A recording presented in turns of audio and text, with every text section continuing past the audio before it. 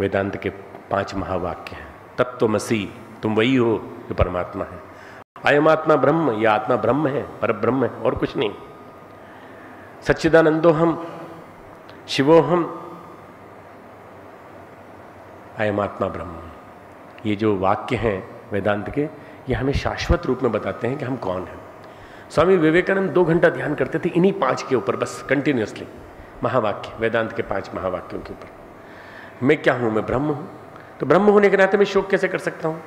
मेरी बहन मर गई, मेरी बहन ने सुसाइड कर लिया, मेरे साथ इतना बड़ा गुरु है, मेरा गुरु साक्षात भगवान, परंतु मेरी बहन मर गई तो मैं क्या करूं?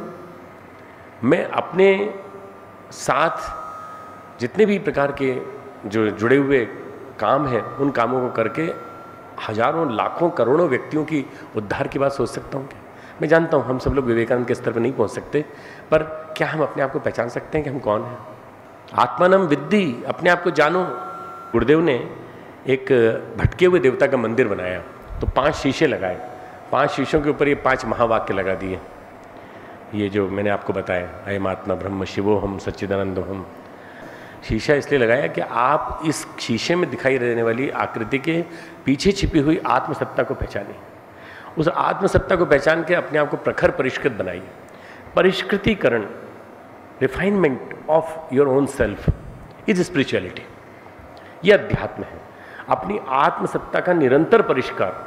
आपके अंदर कषाय कलमश, जैसे एक अंगारे के ऊपर राख चढ़ जाती है, ऐसे हमारे ऊपर भी राख चढ़ती रहती है। रोज तरह तरह के विचार, तरह तरह की चित्त के ऊपर तरह तरह के आक्षेप आवरण आते रहते हैं कि आज की जितनी समस्याएं हैं, चाहे भौतिकवाद से उपजी हो, चाहे अभाव की वजह से उपजी हो, चाहे वो पर्यावरण के संकट से उपजी हो, और चाहे वो सारी की सारी समस्याएं हैं अपराध, आतंकवाद, राष्ट्रीय संघर्ष, अंतर्राष्ट्रीय संघर्ष, पारस्परिक जातिवादी संघर्ष, हम लोगों की नासमझी की वजह से इन सब से पैदा हुई हो।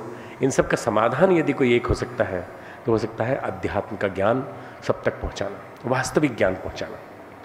अध्यात्म का वास्तविक ज्ञान यदि जाएगा तो आज जितनी भी परेशानियां, बेचैनियां गहराई से घुसी पड़ी हैं अंदर तक, पीड़ाएं, मानसिकताएं, वो सारी बदलती चली जाएंगी। मैं ऐसे समझता हूँ कि मेरे गुरुदेव पंडित श्री राम शर्मा आचार्य जी ने एक मुझे बहुत सही दृष्टि दी, बहुत सही चिंतन दिया। उसी चिंतन को, उसी दृष्टि को परिमार्जित करते करते मैंने अखंड ज्योति में लिखना चालू किया। एक विज्ञान और अध्यात्म का प्रयोग संस्थान ब्रह्मवर्चस। ब्रह्मवर्चस का अर्थ होता है आत्मबल। जहाँ आत्मबल संपन्न महामानवों का उत्पादन किया जा सके, ऐसी कोई प्रयोगशाला, और उसको परीक्षित करने के लिए एक तंत्र खड़ा कर रहे हैं। गुरुदेव ने साधना विज्ञान की गहनतम शोधों के बारे में बताया, जिज्ञासाओं के बारे में बताया, संस्कृति के विभिन्न आयाम बताए, और तब मुझे लगा कि वास्तविक चीज़ कहीं है तो ज्ञान में है। ज्ञान में नहीं, ज्ञाने न सदृश पवित्र में ही विद्यते। ज्ञान से ज़्यादा पवित्र इस धरती पे कुछ भी नहीं। मैं योगेश्वर कृष्ण का इतना ज़्यादा मुरीद हूँ कि उन्होंने हमको इतना बड़ा ग्रंथ दे दिया, गीता। गीता के माध्यम से भगवान वेद व्यास ने उनकी कही हुई वाणी को जो काव्य रूप देकर के हमारे सामने रख दिया। उसमें एक एक चीज़ का समाधान है। कभी भी आपको कोई परेशानी हो, कोई दिक्कत हो, आप गीता का कोई सा ही पन्ना पलट लीजिए, कोई सा भी चैप्टर खोल लीजिए, आपकी समस्या का समाधान वहीं पर है। वहाँ जो 3-4 श्लोक हैं, 8-10 श्लोक हैं, उनमें आप देखिए आपकी समस्याओं का सारा समाधान। आपको लगेगा मैं जो सोच रहा था वो तो यहाँ दिया हुआ है। गीता कहती है मनुष्य का मन ही मित्र है, मनुष्य का मन ही उसका शत्रु है। हमारा सबसे बड़ा नज़दीक का शत्रु हमारा मन, हमारे सबसे नज़दीक का शत्रु हमारा मन। तो मन को मित्र बना लो, और जहाँ शत्रुता की बात करता है वहाँ उस पर कठोरता रखो।